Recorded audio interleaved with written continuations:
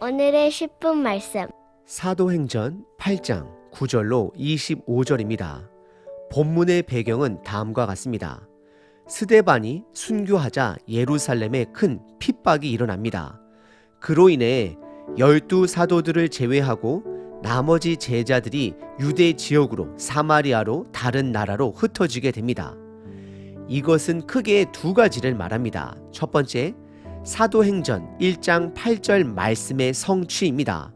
오직 성령이 너희에게 임하면 너희가 권능을 받고 예루살렘과 온 유대와 사마리아와 땅끝까지 이르러 내 증인이 되리라의 말씀 성취가 됩니다. 그리고 두 번째는 하나님께서 핍박이라는 것을 통해 복음을 확장시키십니다. 그때 흩어진 자들 중 한 명이 오늘 본문에 등장하는 빌립입니다. 전장 7장은 순교한 스데반 이야기를 다루었다라면 8장 전체의 주인공은 빌립이다라고 말할 수 있습니다. 스데반과 빌립은 12 사도들을 돕기 위해 세워진 7명의 사역자들 중 두 사람이 됩니다. 오늘 본문은 유대인들이 혐오하는 땅, 혼혈 민족들이 모여 살고 있는 사마리아 땅에 들어가 빌립이 복음을 전하게 됩니다. 사마리아인들은 혼합적인 우상 숭배를 섬기는 자들입니다. 그들은 혼혈 족속으로서 예루살렘에 방문할 수도 없고 성전에서 당연히 제사도 드릴 수 없었습니다. 그래서 그들은 나름대로 모세가 축복을 선포한 그립심산에서 그들의 가짜 오경에 따라 그 산 위에 성전을 세워 나름대로 제사를 드리게 됩니다. 그래서 그들은 늘 예루살렘 종교 지도자들의 눈치를 보며 그들 산에서 혼합 우상을 섬기는 족속입니다. 하지만 그런 곳에 복음이 들어가고 사람들이 변하게 됩니다. 오늘 본문을 살펴보시면 두 가지 질문을 갖게 됩니다. 첫 번째 질문은 빌립이 사마리아인들에게 복음을 전했을 때 여러 가지 치유 사건도 일어나고 복음을 받아들입니다. 하지만 성령님이 그들에게 내리는 사건은 예루살렘에서 파송된 두 사도들을 통하여 성령님이 그들에게 내리게 됩니다. 그래서 첫 번째 질문은 왜 하나님께서 두 사도들의 방문을 통해 그들이 기도했을 때 사마리아인들에게 성령님을 내려주셨을까입니다. 왜 복음을 받아들였을 때 직접 성령 받지 못한 것일까요? 그리고 두 번째 질문은 사마리아 땅에 마술로 권력을 가진 시몬이라는 사람이 등장합니다. 그는 빌립을 통해 복음을 듣고 침례도 받고 빌립을 전심으로 따릅니다. 하지만 베드로에게 돈을 줄 테니 나에게도 남에게 기도를 해주게 되면 성령을 줄 수 있는 그 능력을 나에게 팔라라고 말을 합니다. 그러자 성령을 모독하는 시몬에게 베드로는 저주하며 회개하라라고 선포합니다. 그리고 본문은 그 시몬이 회개를 했는지 안 했는지 알 수 없는 열린 결말로 끝을 맺고 있습니다. 왜 사도행전은 이런 열린 결말로 사마리아 사역을 마무리할까요? 이 두 가지 질문은 우리 자신들을 돌아보게 합니다. 그리고 오늘 본문을 통해 그 두 질문에 대한 답을 찾아보겠습니다. 다시 한번 두 가지 질문을 정리해 보면 첫 번째, 왜 성령님은 이방 민족 땅인 사마리아 땅에 두 사도들을 통해서만 내려와야 했을까요? 그리고 두 번째 질문은 마술사 시몬의 결말은 왜 열린 결말로 끝을 맺고 있을까입니다. 오늘 본문은 크게 두 가지 이야기로 구분해 볼 수 있습니다. 첫 번째는 사마리아 마술사 시몬의 회심 사건입니다. 그리고 두 번째는 베드로와 요한의 사마리아 방문입니다. 첫 번째 부분은 사마리아 마술사 시몬의 회심 사건입니다. 9절서부터 13절입니다. 그 성에 시몬이라 하는 사람이 전부터 있어 마술을 행하여 사마리아 백성을 놀라게 하며 자칭 큰 자라 하니 10절.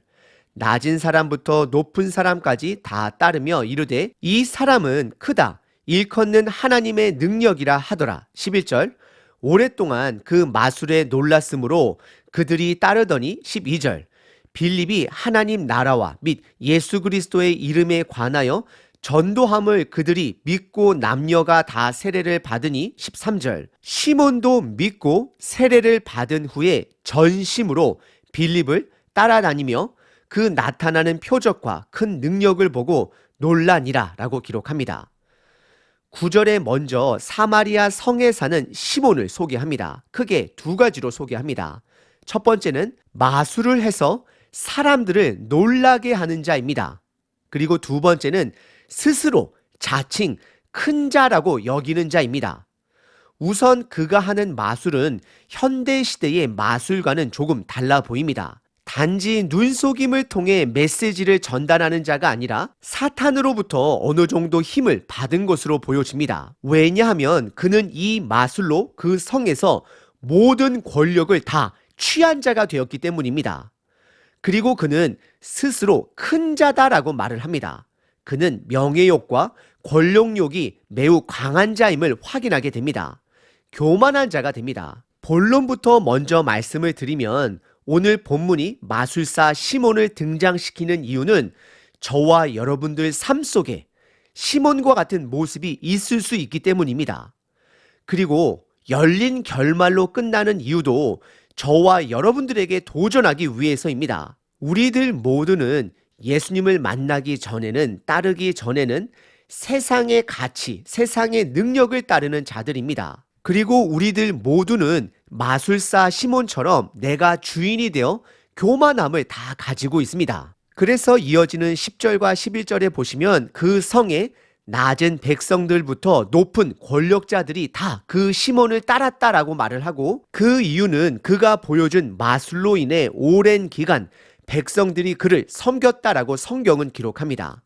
하지만 12절에 빌립이 그 성읍에서 하나님의 나라와 예수님의 이름을 전파하자 13절에 어떤 이유에서든 그를 대적하지 않고 그가 전한 복음을 믿고 침례를 받고 전심으로 빌립을 따랐다라고 기록을 합니다. 그리고 그는 빌립의 놀라운 표적과 기적을 보며 놀라워했음을 기록합니다. 하지만 두 번째 본문에서 이어지는 시몬의 행동을 보게 되면 오늘 이 첫 번째 본문의 그의 회심이 진짜인지 의심을 하게 됩니다.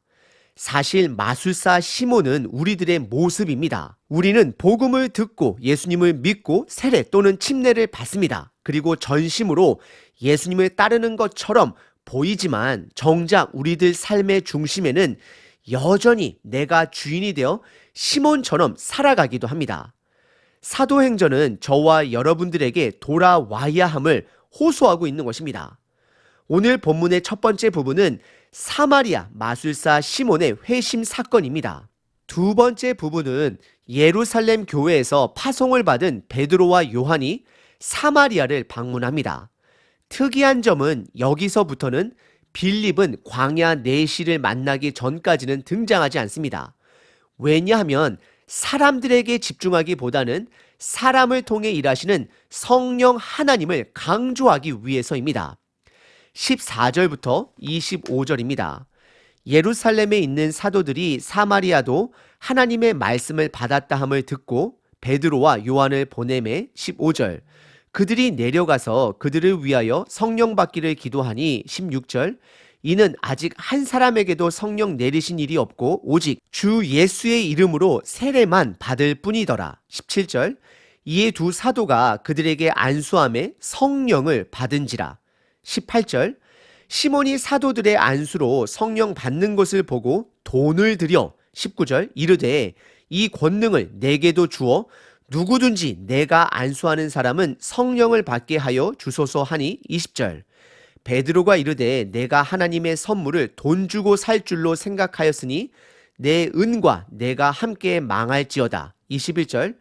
하나님 앞에서 내 마음이 바르지 못하니 이 도에는 내가 관계도 없고 분깃될 것도 없느니라. 22절. 그러므로 너의 이 악함을 회개하고 주께 기도하라. 혹 마음에 품은 것을 사하여 주시리라. 23절. 내가 보니 너는 악독이 가득하며 불의에 매인 바 되었도다. 24절. 시몬이 대답하여 이르되 나를 위하여 주께 기도하여 말한 것이 하나도 내게 임하지 않게 하소서 하니라. 25절. 두 사도가 주의 말씀을 증언하여 말한 후 예루살렘으로 돌아갈새 사마리아인의 여러 마을에서 복음을 전하니라 라고 기록합니다. 14절에 예루살렘 교회는 그들이 부정한 땅이라 여기는 사마리아 지역에 복음을 받아들였다는 소식을 듣고 놀라게 됩니다. 그래서 두 명의 사도들을 파송합니다. 베드로와 요한입니다. 15절과 16절에 그 둘이 사마리아를 방문했을 때 그들은 침례만 받고 성령 내리신 일이 없음을 발견하게 됩니다. 그래서 17절에 그들을 위해 그들 몸에 손을 대어 기도하며 그들이 성령을 받게 됩니다. 언뜻 보기에는 사도들을 통해서만 성령이 내려질 수 있는 것처럼 보여지는 본문이기도 합니다. 하지만 이 본문에는 하나님의 섬세한 인도하심이 있습니다. 앞으로도 사도행전을 살펴보시게 되면 여전히 예루살렘 교회들에게 있어서 이방인들에게 복음과 성령님이 전파되는 것을 매우 불편하게 생각하고 이상하게 생각합니다. 그래서 두 사도들을 통해 성령님이 내린 사건은 첫 번째, 예루살렘 교회에 파송된 두 사람을 증인으로 만들기 위해서입니다.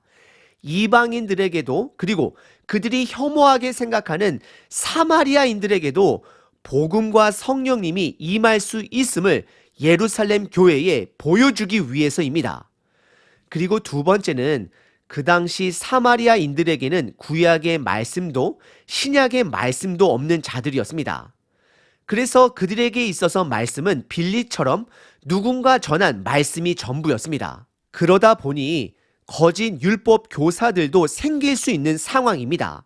그래서 하나님은 두 사도를 통해 말씀의 권위를 잡아주십니다. 다시 한번 오늘 본문의 첫 번째 질문을 정리해 보면 왜 두 사도들을 통해서만 성령이 내려와야 했을까요? 입니다.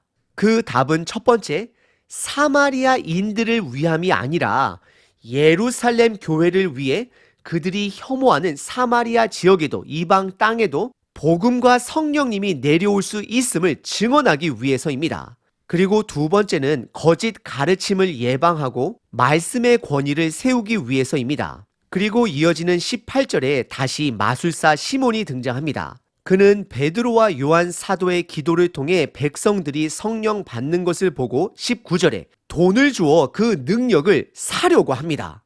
그래서 이런 능력을 나에게도 주어서 내가 손을 대고 기도하는 모든 자들은 성령을 받을 수 있도록 하게 하라고 간청을 합니다.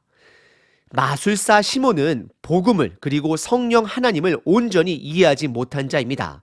어찌 보면 제자들 또한 예수님께서 죽으시고 부활하시기 전까지는 예수님을 통해 높은 자리를 차지하려고 했던 그들이었습니다. 사실 제자들과 시몬 베드로의 마음은 별반 다를 것이 없었습니다. 그래서 이어지는 20절의 베드로는 매우 강하게 경고합니다. 저주합니다. 하지만 회개할 기회를 줍니다. 하나님의 선물을 돈 주고 살 생각을 했으므로 너는 그 은과 함께 망할지어다 라고 저주합니다. 그리고 21절에 베드로는 그의 잘못된 마음을 지적하며 너가 알고 있는 복음은 잘못된 복음임을 알려줍니다. 그리고 22절에 그의 악함을 회개하고 기도하라 라고 명령합니다. 그러면 하나님께서 용서해 주실 수도 있다라고 말을 합니다. 그리고 다시 한번 23절에 마술사 시몬을 향해 너는 악독이 가득하며 불의에 묶여있다라고 경고합니다. 그러자 24절에 시몬은 베드로 사도에게 나에게 기도하여 하나님의 저주가 본인에게 임하지 말게 해달라라고 간청을 합니다. 그리고 이어지는 25절에 시몬의 결론을 말하지 않고 두 사도는 다시 예루살렘으로 돌아갔음을 기록하고 있습니다. 성경은 시몬이 회개를 했는지 아니면 안 했는지 말하고 있지 않습니다.